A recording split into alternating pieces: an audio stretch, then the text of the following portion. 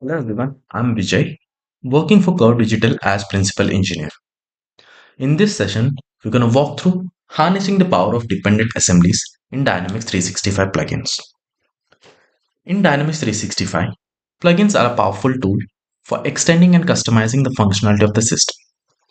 One important concept to understand when working with plugin is this dependent assemblies. We'll explain what dependent assembly is, how to use them, and the benefits they offer. Let's quickly look at the agenda. Long-standing challenges of a traditional plugin, why to use dependent assembly, followed by a demo using a third-party assembly. Let's look at the long-standing challenges of the plugin. The traditional plugin code must be encapsulated and deployed as a standalone assembly.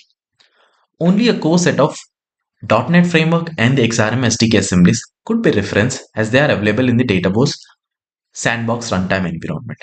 This limitation meant having to either write a low-level code in plugin or use a shared project, which will eventually increase the size of the plugin assembly, or use an unsupported or unreliable assembly merging tool such as ILmerge.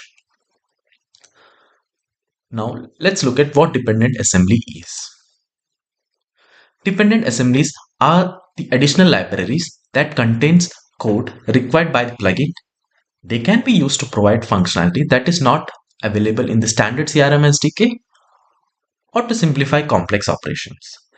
Dependent assemblies are added to a plugin project and deployed alongside the plugin assembly. The dependent assembly can be added to a plugin project as a NuGet package.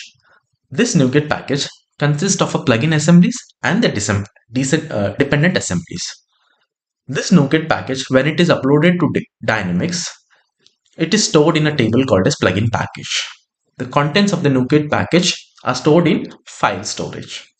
If you look at the screenshot on the right hand side, there are two DLLs, demo DLL and the Newtonsort.json DLL.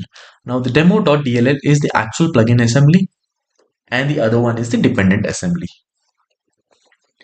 Now, let's look at the advantages of using the dependent assembly. Code reusability. By referencing a common library using dependent assemblies, developers can reuse code across multiple projects. This promotes consistency and reduces the risk of errors.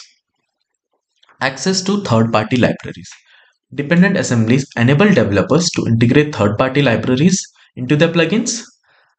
This basically opens up a world of possibilities, allowing for enhanced functionality and integrate with external systems. Improved performance. By offloading complex logics to external libraries, plugin can run more efficiently, leading to improved performance. For this demonstration purpose, I use Newtons of JSON as the third-party library, and I'll have a plugin on create of an account on pre-operation, and I'll pass a JSON and using this Newtonsoft.json library, and will default a name of an account with Curve Digital. So for doing so, we need to have the plugin package type project that needs to be created. So there are two ways how this project can be created. One is using the PowerUps CLI. Another one is using the Power Platform tools, which is an add-on extension for Visual Studio. For this demonstration purpose, I'm using the PowerUp CLI. I've opened the developer command prompt and I am in the folder where I want the project to be created. So I'll run a command which will basically go ahead and create a new project for me. And the project name is codedigital.plugins. I'm going to go ahead and run this. And this will eventually go ahead and create the project. So I'm going to go to that location, and this is the location, and I'll have the project which already got created. Now I'm going to go ahead and open that project, and I have the base class and the plugin class. Okay. So I'm gonna go ahead and add an NuGet package of Newtonsoft.json. So I'm gonna go ahead and browse that. Yes, so I'm gonna go ahead and install it. Okay, and as I can see, it has been installed. Okay, now I want to have a new class file called as component. It's basically just a model. And in this component class, I just have one variable called as new. And I'll rename this plugin to be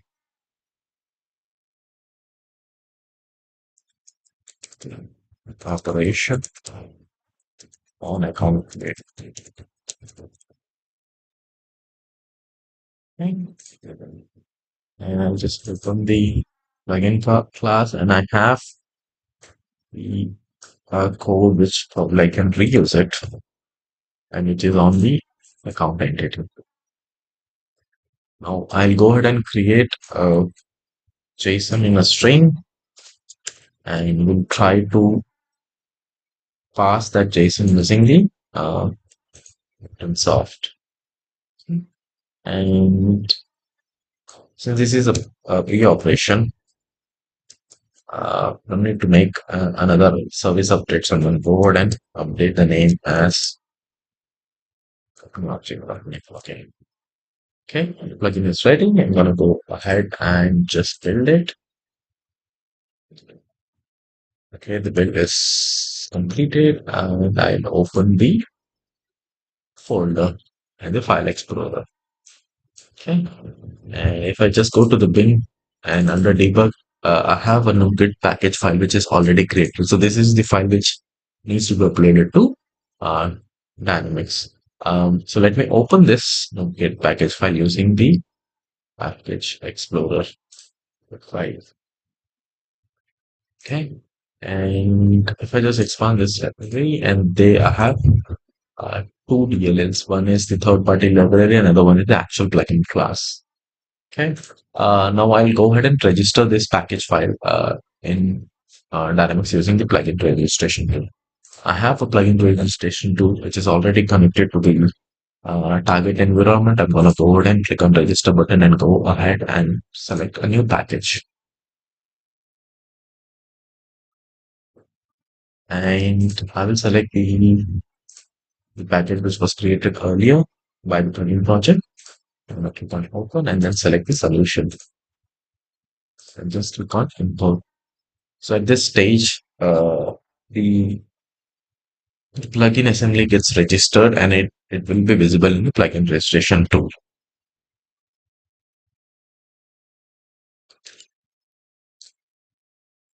Okay, the package has been registered. As you can see, the assembly exists and also the plugin which we have created. Okay, I'm gonna go ahead and create a new step. Then let's create and it's on account and the operation which we have chosen is the operation. I'm gonna go ahead and register this step.